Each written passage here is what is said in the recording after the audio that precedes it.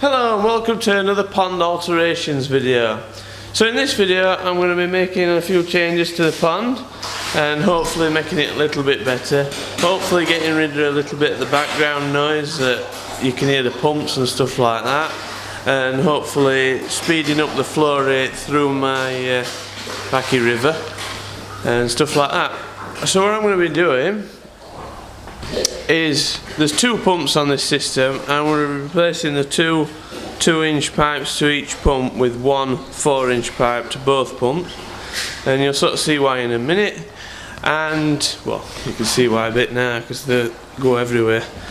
And I'm going to be removing my bead filter, so it's just going to be bottom drains and skimmer straight to the drum, and then one of the outlets, one of the pumps, the bigger one, the 18,000's going through that, and then the other one's returning through the pond. So let's get on with it. Let's see how we get on. So here we are in the basement. Now this is one of the pipes that comes from that drum filter, and it goes up there and then across there and across to that like spaghetti junction of piping, and then back to the pond. And this is why I sort of want to do this, because I need to get rid of all this piping. It's just unnecessary restrictions to flow. Plus that pump is not the pump I want on that system, that's the pump I want on that system, and I want to remove that bead filter. So this is the other pipe here that comes from the bead filter, but that one just goes pretty much a straight line UV, and then it goes down like there and then into the pond at that point right there. So what I'm going to do first is I'm going to isolate this system, because this one's the only one that's in my way. I'm going to leave this one running because it's keeping me bacteria alive for now, and it'll just keep a little bit of flow rate. I'm going to isolate this system and completely remove it all because I can, and this is where the new piping is going to go, along this wall here, and then the pumps are both going to be mounted just there somewhere, and we'll see how we get on. So let's do that. So turning this pump off is literally just turning that dodgy switch off there, and then what I'm going to do is isolate it from the pond because that non-return valve might leak, and then I'm going to isolate it from the bead filter.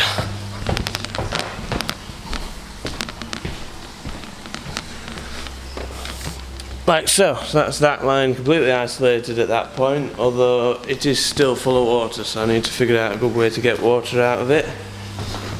So let's do that now. So here we are draining this part of the system. It's actually so much quieter in here with that pump running. It's here.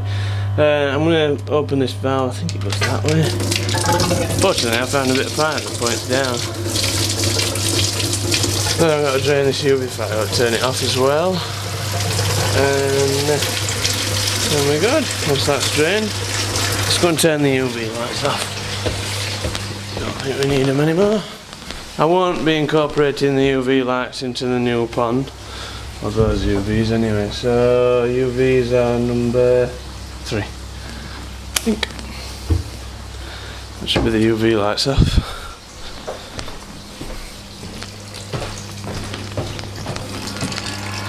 So it tells me there's still a lot of water in here. No, I'm just opening that one.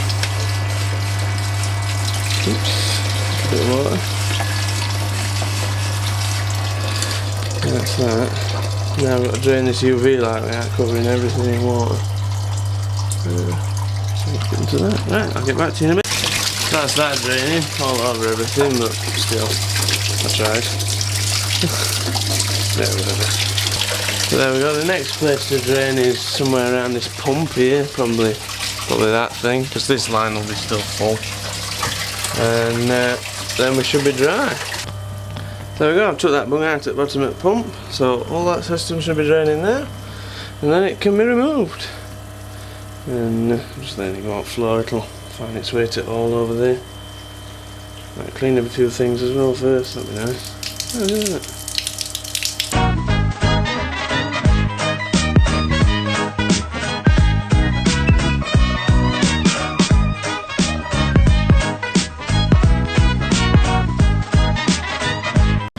I just want to do this quick thing while I'm here. These 2-inch boots, I use them all the time, as you can see my system's absolutely covered in them. Absolutely love them. So I've undone these, you can move them by hand, so they're quite loose. Right, that will still not leak. Let me show you how you crack it off. You twist them, see how they go like that, really go with a bit of a crack. See, that one's been on, well, it's been on about 3 months now. Some of the others that I've just done have been on years, and they were really well on there, took some right getting off. And obviously that joint's now reusable. I absolutely love these things. So there we go. So there we go, that's everything off. All the pipework, UV light and that all gone, and right to that point there. And so the UV light's there. So now I've got room to put in this 4-inch pipe up here and join it all together and drill the appropriate holes in the floor and get it all going. So let's see how that goes. Okay, it looks a lot different without all that stuff on. There we go. Let's see how we get on with new stuff now. So I've drilled a 4-inch hole in the floor there, and I put that joint in and put a little bit of pipe in, cut a bit of pipe to fit. Let's see that I've just left that ball valve there because this at the moment is still full of water. And I'm going to plumb it all up underneath. And I'm not going to solvent weld anything yet until I've fitted it all together and made sure that all my joints are correct. Then I solvent weld it. So I just drilled that 4-inch hole with that bit, and it's looking good. So I've looked at it in basement. So there's that pipe from upstairs that comes down here, it comes to a rubber 90, and then it can go into the pipe work. I've got an airline there that I've cut, so that's something I've got to figure out later. And we've got the 4-inch pipe that I'm going to put onto that rubber 90 here, and I've insulated it. Really, I'm insulating it for a sound sort of thing because the pumps will make it vibrate a bit, and I'm hoping that the insulation sort of stops the sound sort of travelling. But there we go, I've got 2 meters of insulation on that, and see how it goes. Also, it's next to the air vent, so there's an air vent just there and then one just there, so it'll be blowing cold air on it, so the insulation will help for heat as well. Yeah, let's get on with that, get it mounted up and see how we go. So there we go, that's that joint. I've attached that pipe to that 4-inch rubber joint, and what I've done is I've strapped it up with these quick luggage strap things so that I can adjust the height and get it level. So we've got it level now, and now I'm going to put the permanent sort of mounting brackets on it, which is going to be this green strapping, and it's just going to be sort of held onto there. Let's see how we go. I know it's going to be a really heavy thing, but I'll put a few of them on, it should be enough then. And it's fully insulated, so it should be good. And that's your pipe and insulation, so you see how thick the insulation is. Right, let's carry on and get the rest of it done.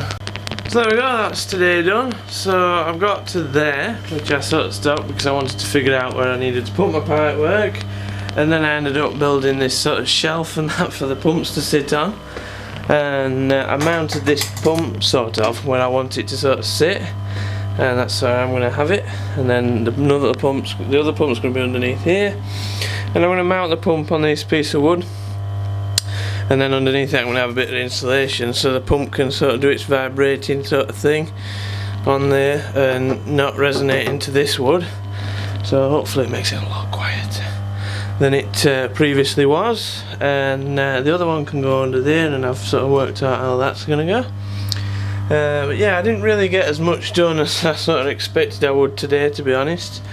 But all this system here is still running, so at least the pond's got one pump for tonight.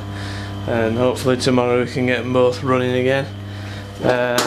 This is the airline I actually ended up cutting. I really didn't want to cut that, but it don't matter. I'm not using it at the moment, but I normally do use it, and I'll have to reattach it to this somehow and sort of reroute it.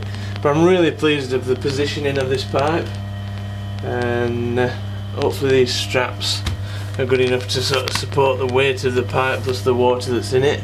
I can't see why not, because it's kind of what I've done here. I've done it with wood here and that, but originally it didn't have this wood, it just had these strings and chains holding it up, so that one worked. I can't see why this one won't. So there we go, that's today's progress, and we'll see how we get on tomorrow. Thank you for watching this video. If you liked it, then please like it. If you have any questions, then please comment them below, and if you want to see more videos like this, then please feel free to subscribe. and I shall see you in tomorrow's video. And that there's a rud, by the way. A little rud.